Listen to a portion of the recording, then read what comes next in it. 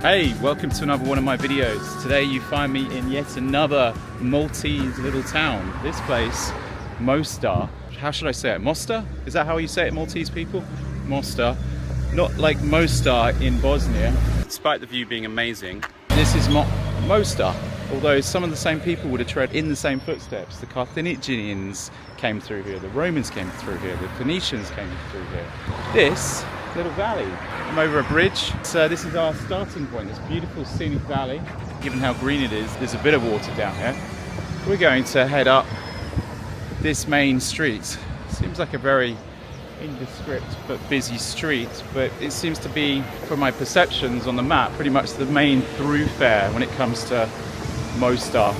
The one big selling point of this town, I'm told, and I'm really looking forward to seeing it, is the Rotunda Church.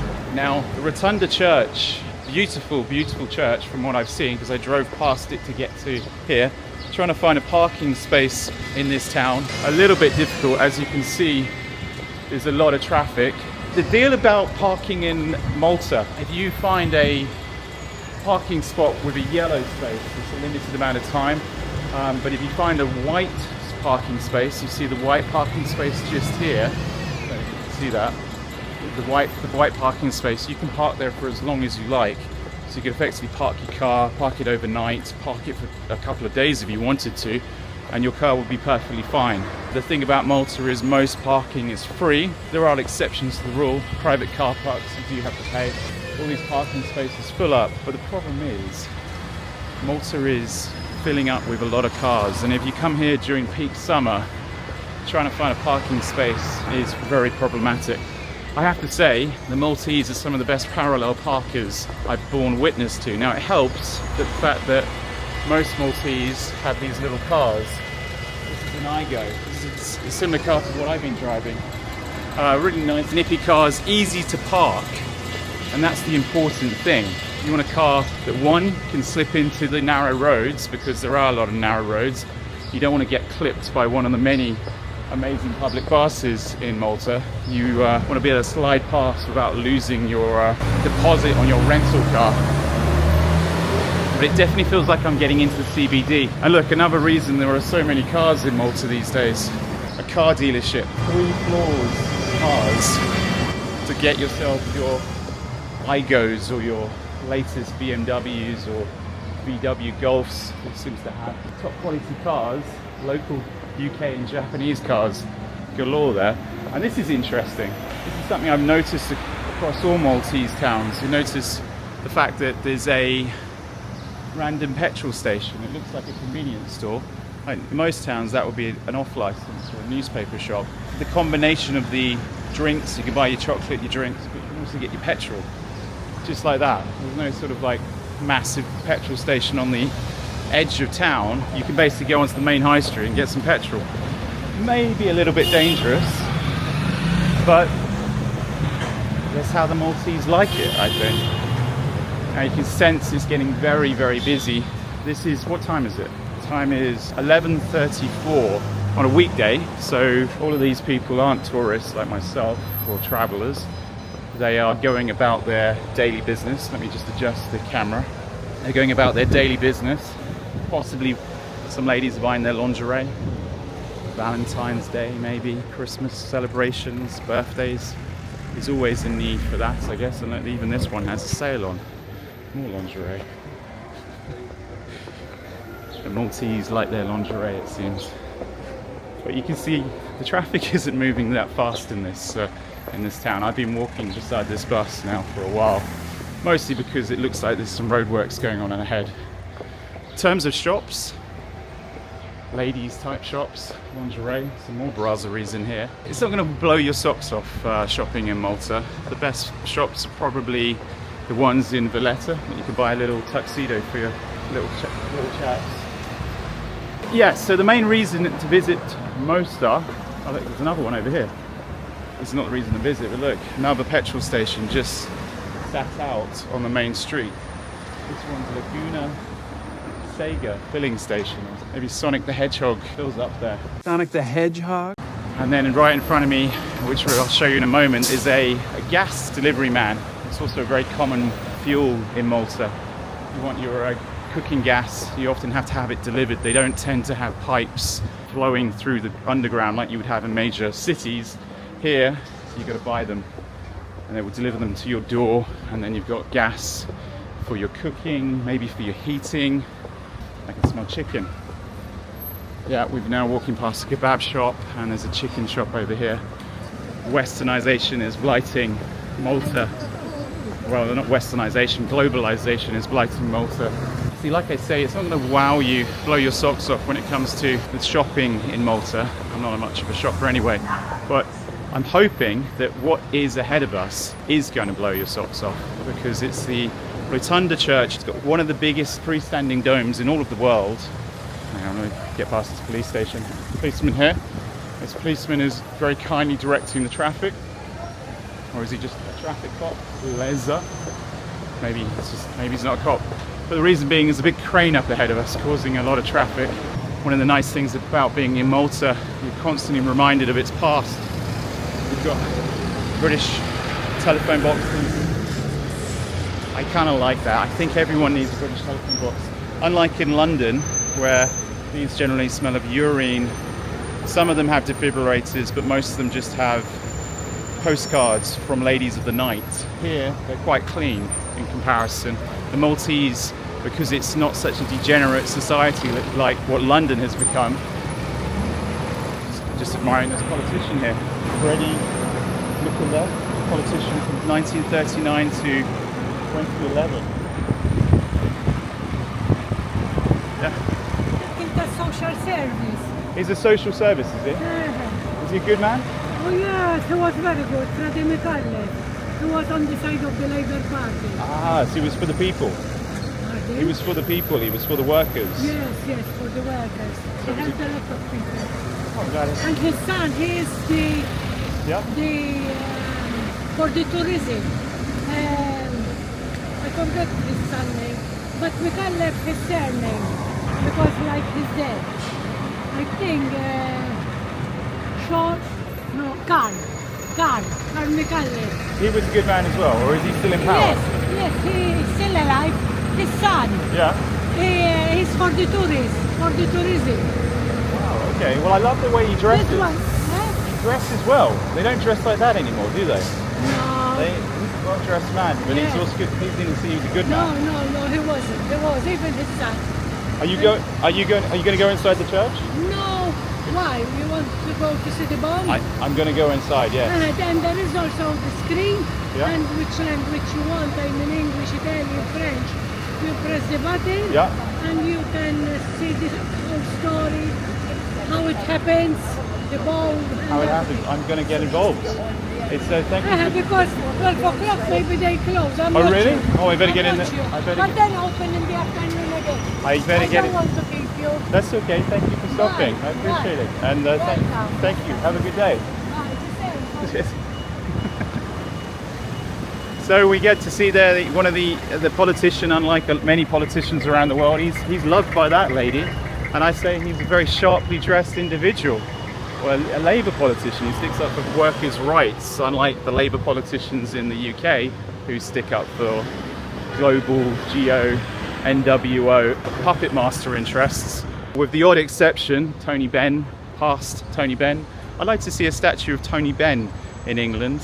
I wouldn't like to see a statue of Keir Starmer, but I'm sure it will happen. That man will come to fruition. But here we are, we're at the Rotunda Church, and on the April 9th, 1942, the German Luftwaffe dropped a bomb through the church, and there were 300 members of the congregation inside. Now, the miracle is all 300 were unharmed. The bomb didn't go off, but the bomb sat in there, much to the surprise of the congregation, didn't blow up, and it's been defined as a miracle. I want to just sort of step back, give you a perspective on this beautiful church, because it really is beautiful. I don't want you to just sort of be looking at my face as we step back here. I'm going to turn this camera around, and then you'll get an opportunity to see. This is the Rotunda of Mosta, Malta's largest church, home to one of the biggest unsupported domes in the world, nearly 40 meters across on the inside, and the place that I mentioned where on the 9th of April 1942 a 500 kilogram bomb punched through the roof during mass and never exploded. We're gonna go inside to check it out. I think like every church visit, I'll have to take off my hat, take off my sunglasses as I go in, and I will obviously not be talking to camera, so I will talk to you as a narrator from this point onwards. So enjoy this. You can start scan the QR code, so you have audio guide on your phone, guide you station by station with free Wi-Fi. Perfect. Mosta Rotunda guest, you have the map inside. You're gonna listen to 47 stations of information. You start by going from here, number 1, balcony view. Through the You go down from the other side, you'll be inside the Basilca. Okay, so behind your desk. Yes. Okay, thank you. Hi.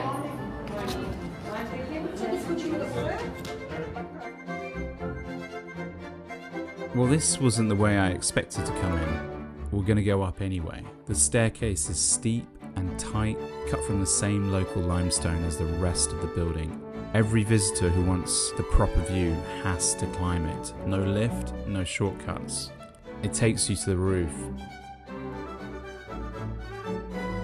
Well, I didn't expect that. As soon as you enter the church, I go behind the receptionist desk and then proceed up a little stairwell. I was expecting to walk straight into the church. I had my headphones on because I get to have an audio tour. From up here, Mosta stretches out ahead of us, a dense cluster of pale limestone houses and flat roofs, the streets running out from the church in every direction. The town sits almost in the centre of the island, which is how it got its name, and for centuries it has grown around this one landmark. You can see everyday life continuing below, while the rotunda still dominates the whole view. But what we came here to see is the inner dome and what it covers. Look down, the floor is a long way below, patterned marble, the chairs arranged in a perfect circle, the altar sitting dead centre. From up here the geometry is obvious. This is pure rotunda, 40 metres of open space with no columns interrupting it. You are suspended inside a structure that has stood like this since the early 1860s. Now look up. This is the reason for the climb, the dome. Completely unsupported, just like in ancient Rome. Walls 9 meters thick, carrying the entire weight. Internal diameter 39.6 meters. Height from the floor to the base of the lantern around 55 meters. We're standing inside what is still regularly ranked among the 3 largest unsupported masonry domes on the planet. And the stone is close enough that you can see the individual blocks. It doesn't feel modern, it doesn't feel ancient, it just feels inevitable. Let's head down. So the first bit is you just literally go up the spiral staircase. So you look down, very crowded little platform, and you admire the amazing dome. I feel a little bit bad for the old ladies that were all basically just struggling to get up the stairs. If you struggle with, I think, about 70 steps, up and then 70 steps down, it's really not such a good idea. If you fancy the up and down, that's what you see. So let's go inside the church now. Basilca, as I should say. Let's go inside. Hopefully I won't slip down these stairs.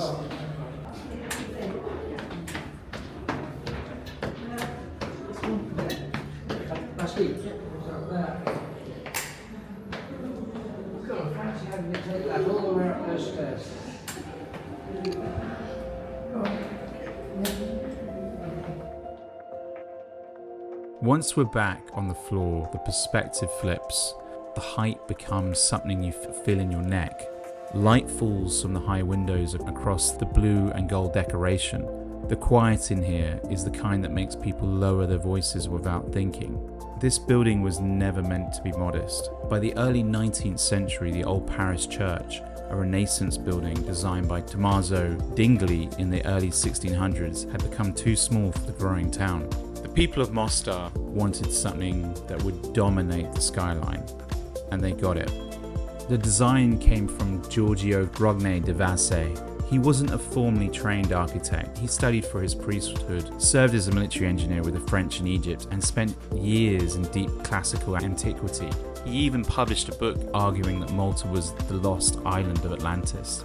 And the fact that he published that book draws me more into who this person was. Whether you accept that theory or not, the man understood scale. He took the Pantheon in Rome as his model for the dome and the circular plan. For the facade, he looked to the temple at Ephesus, 6 iconic columns, twin bell towers, and a broad portico. Construction began in 1833.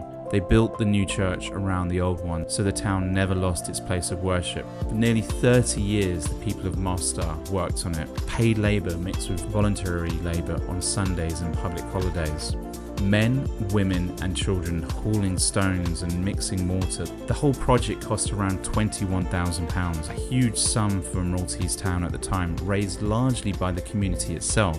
By the 1860s, the dome was closed. The old church was dismantled in a matter of days. What remained was this.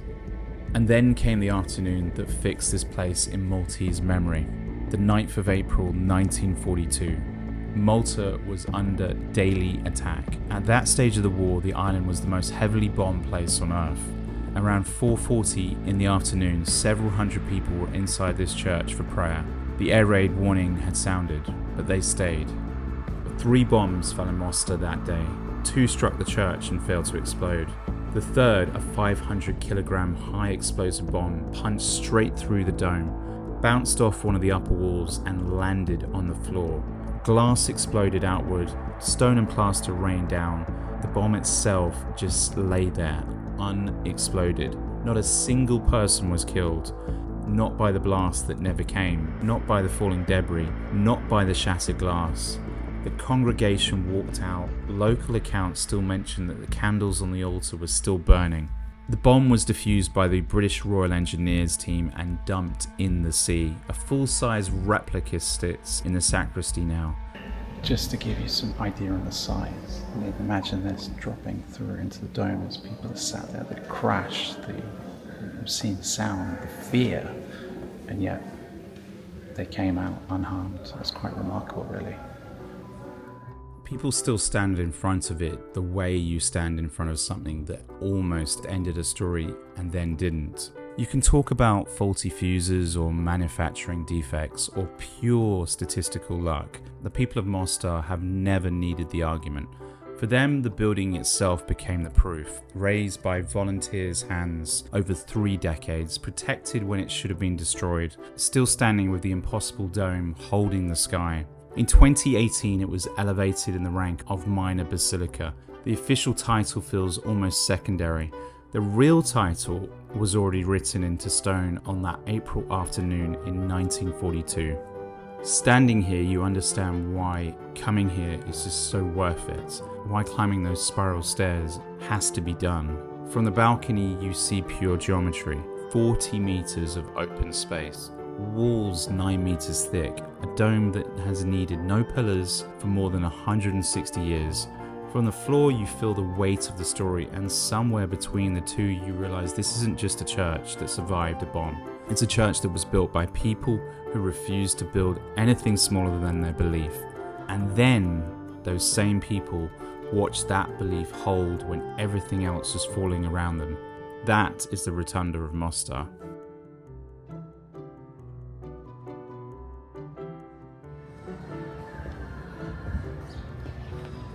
Put my hat back on now as I exit this amazing basilica. What did you think? I thought it was very impressive. I just love the fact that it's effectively modelled on the Pantheon in Rome, and anyone that's seen my video on the Pantheon will know my love for the Pantheon. But then again, who hasn't got a love for the Pantheon? It's one of these most magical places. It is probably one of the most magical buildings in all of the world. And the fact that people of Mosta basically said, let's have a church that looks like the Pantheon. They even have the segmentation of the Pantheon. You've got the round rotunda, and then you've got it segmented, just like the Pantheon. When something works, why not repeat it? I have to say, very, very impressive. Anyway, let's proceed this way. You can see there's a lot of little cafes outside. I don't want this video to drag on too much further. I know there's a lot of Maltese content that I've produced. I hope you've enjoyed this Maltese series. If you want to watch all of them, there's a Maltese playlist, a Malta playlist as I should say. It's a fascinating country, it really is. I have to say I'm a big fan of their flag, I'm a big fan of the people of Malta, I'm a big fan of the landscapes of Malta, the history of Malta, their belief.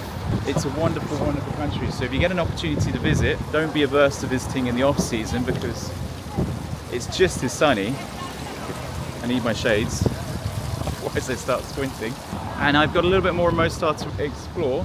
You can see these beautiful old balconies here. You see these beautiful cobble streets. And I think it's probably time for me to get some lunch before I head on elsewhere in the world. So hence, if you like this content, click that like button, leave a comment below. Also, if you haven't subscribed yet, click that subscribe button. It helps the channel grow. And if you think one of your friends might find this video useful because they're visiting Malta, share it with them. Share the channel, share the videos, share the playlist. I'd like to thank my Subscribe Star people, my Patreons, but people that buy me coffees, people that buy me beers, people that have bumped into me and said hello. I really, really appreciate all the interactions, the Instagram messages, the YouTube comments, positives and negatives. I read them all. I can't always respond to them, especially if this video blows up, but I try my best. So if you have any questions, also leave your email on my website, thewanderingenglishman.com. That way you can keep up to date with my travel tips and travel advice. Until next time, keep progressing, and I will see you hopefully in one of these videos or the next video. Until next time.